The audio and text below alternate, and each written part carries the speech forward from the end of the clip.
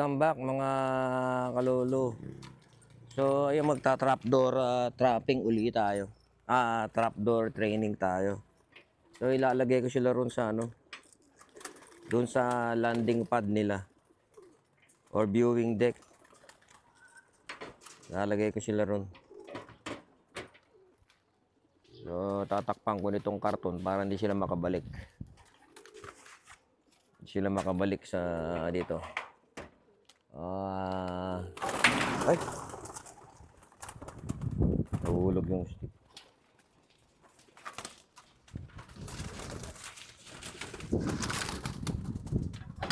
Di pa sa ako kumpiyansa. Di pa ako kumpiyansa dun sa nila eh. Kaya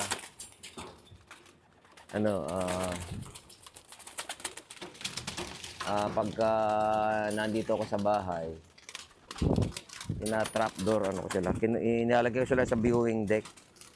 Nakakina nga yun, oh. Yan, oh, yan. Nasa pamong stick. Yan.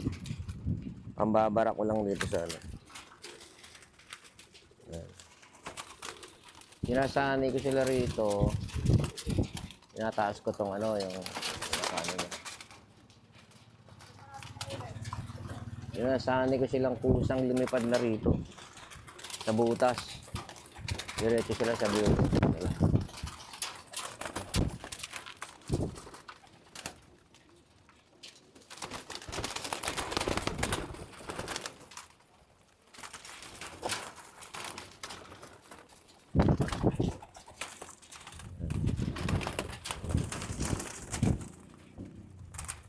Yan. Sinasanay ko na sila rito sa Kusa sila yan. Kusa silang pumupunta doon sa butas. Yan ang gusto kong mangyari. Pag binuksan mo yan, ayan, pumupunta na sila yan. Papasok na sila ron. Yan, o, yan, o. Yan. Yung iba, pumapasok na kusa eh. Ito mga ito. Yan, yan, gano'n.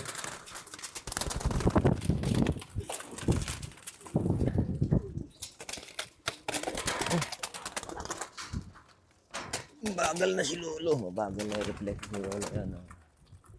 So, madali lang. Madali silang papuntahin doon. So, ito. Hindi ko na sila uhulihin ni Sesa. Kung mayroong makukulit. Ano sila? Mayroong makukulit. Yun na lang uhulihin ko. Kamukha nito. Ayaw pumunta ron. So, uhulihin ko to. Makulit eh.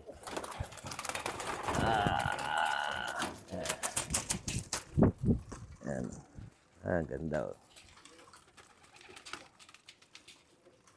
Ganda ng katawan. Hindi ako nagkakamay. Ano to? Envelope. Envelope ito. Ayan. Ang ganda, pearl eye. Ganda. Pearl eye. So yan. Nalagay ko na lahat sila. Tatakpan ko ngayon tong butas para hindi sila makalabas dito. So mamaya hanggang mamayang hapon na sila dyan. Hanggang mamayang hapon na sila dyan.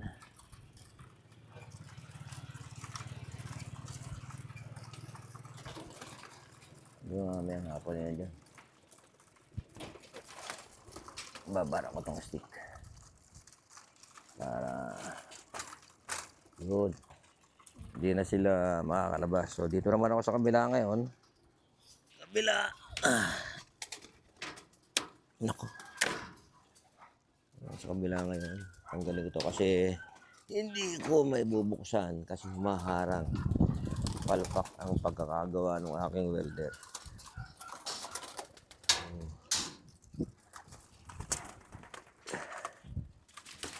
Hindi ko na pinaback job kasi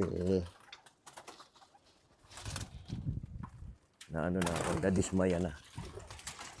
So, saka na lang natin ito ayos. Pagka meron na tayo nakitang magaling na welder.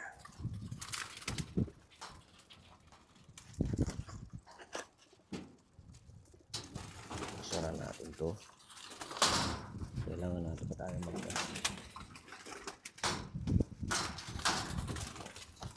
ayaw lumapat.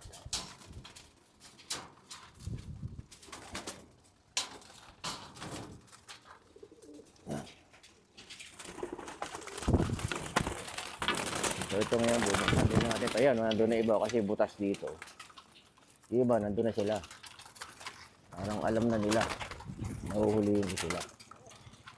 So yan. Yan, pupuntahan na sila kusa. Oh. Yan ang gusto ko mangyari. Na pag binuksan ko yung trapdoor nila, pupunta na sila ron. So mabilis lang ang aking paglagay sa kanila dyan. Mabilis lang.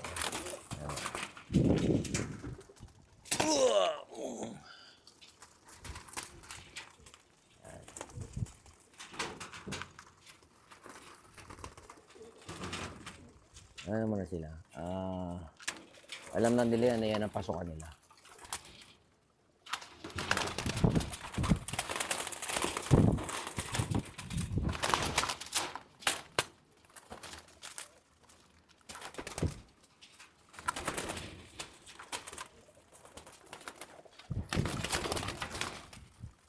So, mabilis lang. Ayan, pumasok na isa. Na isa lang makulit. Ito na ba? Ayun, kompleto na.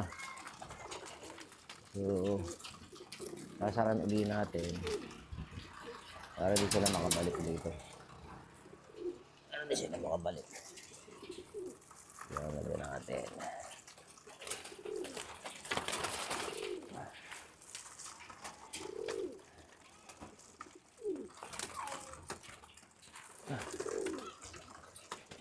Iba, alam na nila na papasukin ko sila, nagkakanda, kakawag na sila ron. So, tanggalin uli natin itong plastic matting para mabuksan ko yung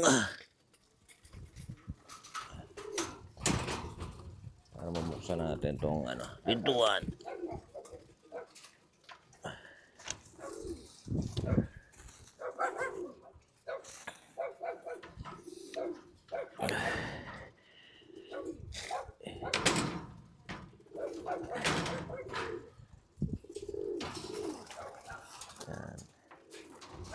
Lipat tayo dito sa dulo.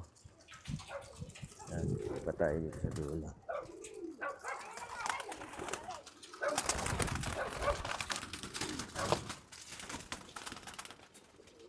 Lipat natin ito.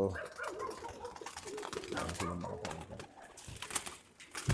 So ito, meron din sila mapuntaan.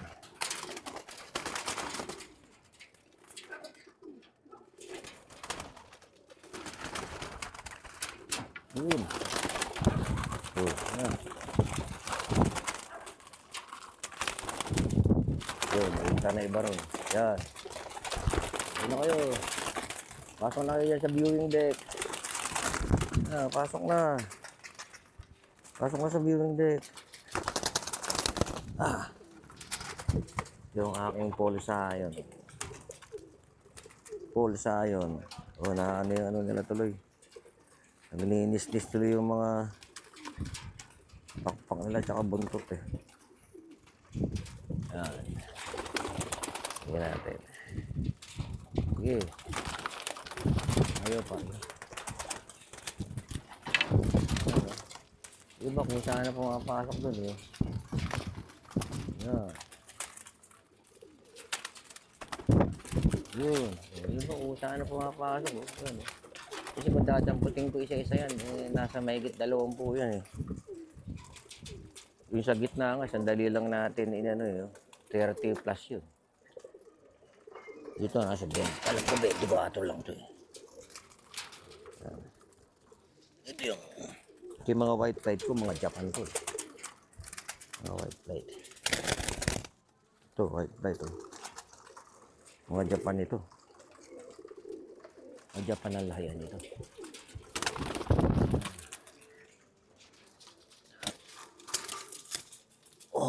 Ay naku. Yari ko. Mama, ulo ko. ano, naglinis-nis nila yung mga ano nila kasi kailangan natin sila puwersa yun ba para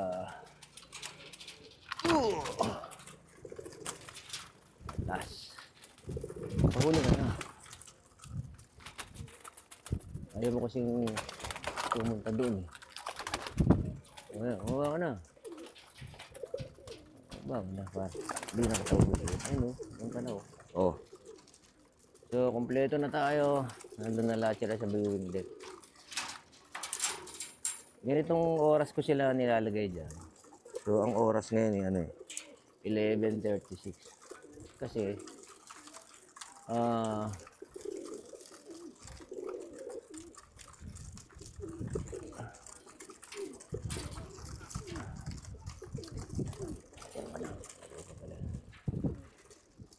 parang ang araw kasi papunta rito eh. Papunta rito. So, nakokobera na sila dyan pagdating ng alas 12. Nakokobera na sila ng init. Kaya ganitong oras ko sila tinatrapdoor. Kinukulong sa trapdoor.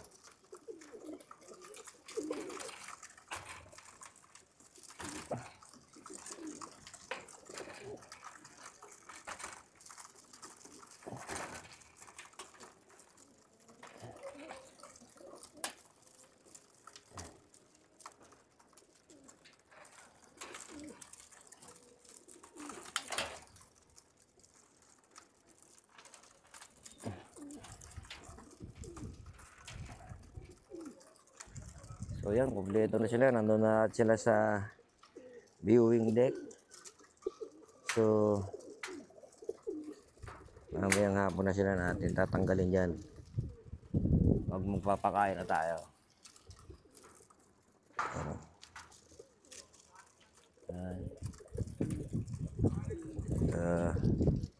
Para lang makumpiyansa si Lolo pag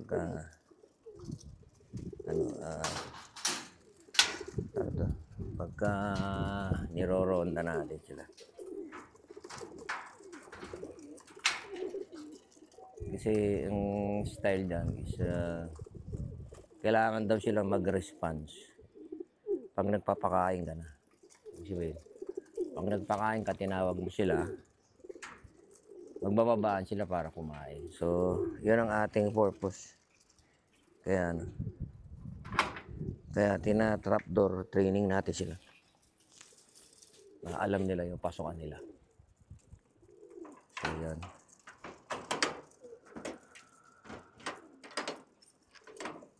Lock natin para hindi mapakailang ng malilikot ng kamay. So, yun, nandun na sila.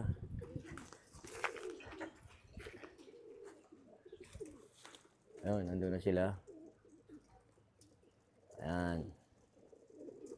Ayan, hindi gaano mainit na. Kasi nandun na yung araw sa likod nila. Ganun ang ano rito.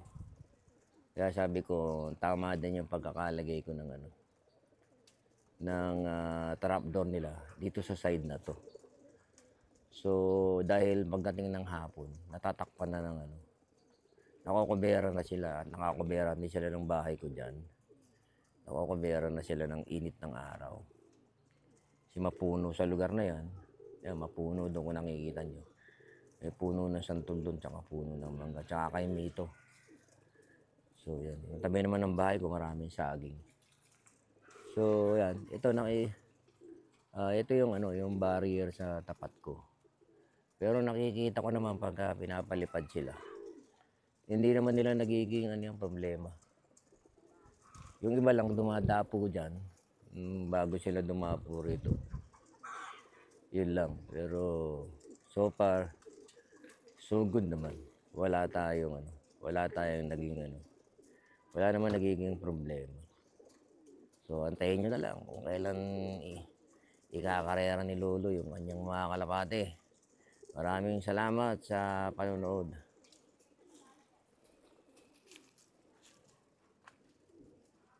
Bye-bye!